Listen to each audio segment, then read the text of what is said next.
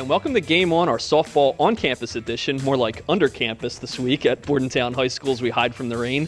I'm Mark Zamaro here with John Lewis, our softball writer.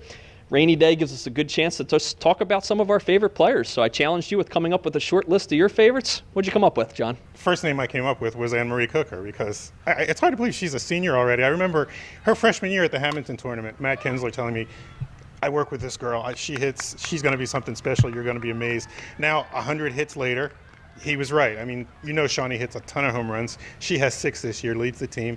She has 30 RBIs. She's going to Florida International next year to continue her softball career. Yeah, more impressive to me is the way she converted from an outfielder to a catcher to a third baseman. She's done it all for that She's team. a 4-year starter at 4 different positions. Shortstop, outfield, third base, catcher. Right. I have that order wrong, but those 4 positions. Right.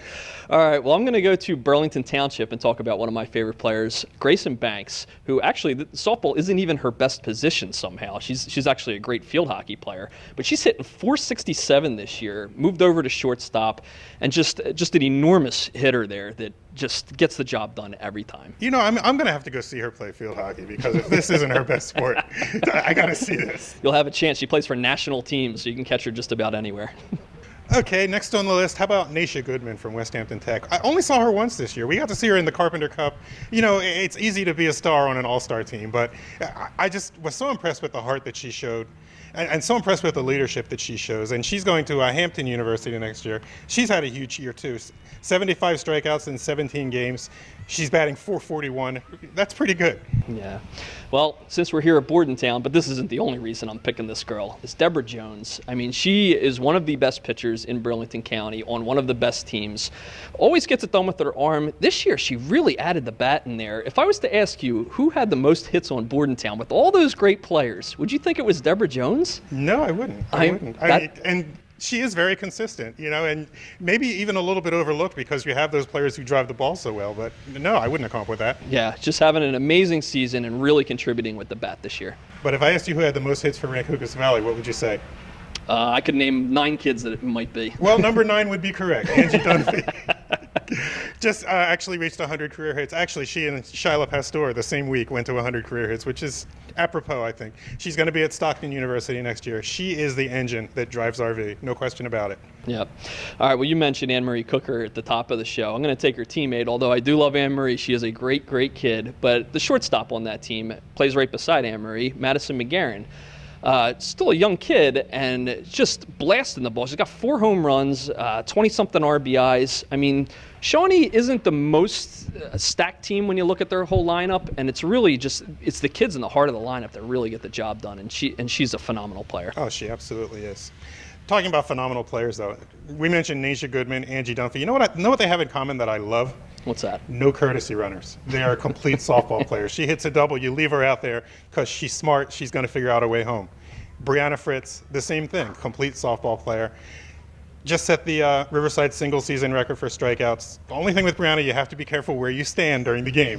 She hit a foul ball, knocked the camera right out of my hand. Yeah, she almost got her coach the day I was there. So. It's funny, too, because Rebecca Proctor of Cinnamons a few days later hit me in the chest with a line drive. It's like suddenly it's open season. Right.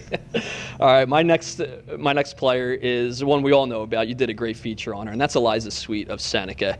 Another kid kind of like Deborah Jones that brought the bat in this year. She's now hitting in the lineup. She only had like 3 hits coming into the season, and she's doing really great, kind of bats at the end of the lineup, but of course her strength is in the circle. She's over 100 strikeouts this year, and just whenever she's in the circle, which is always, Seneca has a chance.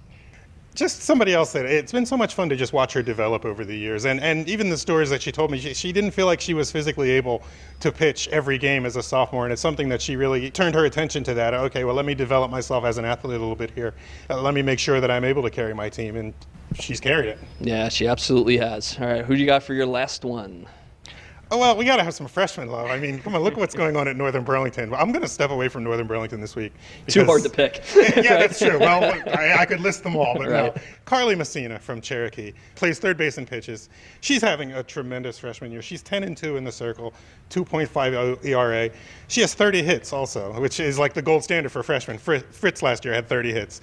You get to that number, you're doing something. And the thing that I love about her, though, she's so composed. I mean, okay, after the game, we're going to do an interview. Yeah, okay. Yeah, that's just part of it. That's just part of what I do. All right, thanks a lot. She handles interviews better than about half the coaches in this county. Right.